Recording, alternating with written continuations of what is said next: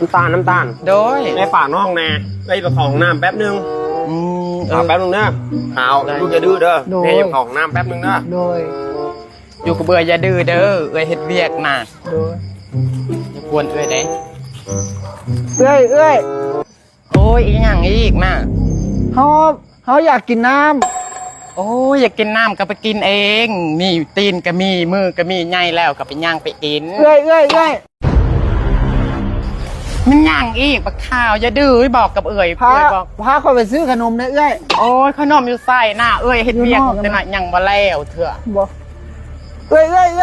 คอยปวดเงี้ยวเอ้ยโอ้ยปวดเงี้ยวก็ไปเงี้ยวต่อจากก็บอกแล้วเอ้ยบอกแล้วไปอยู่น้ำเอ้ยอย่าดื้อนะเอ้ยเฮ็ดเวียกจังไดมันก็บ่แล้วเบิ่งนี่เครื่องมันเป็นลายนี่เอ้ยบ้าจะแม่นบักข้าวดิจะแม่นดื้อถ้าอยู่เอ้ยบอกว่าอย่าตีอย่ากวนเอ้ยน่ะโอ้ยคอยบ่ได้ตีมือพาไปเอ้ยอย่าตีเอ้ยคอยบ่ได้ตีจะแม่นขี้ดื้อเถอะโอ้เจ้าเอายากว้าวเจ็บนะ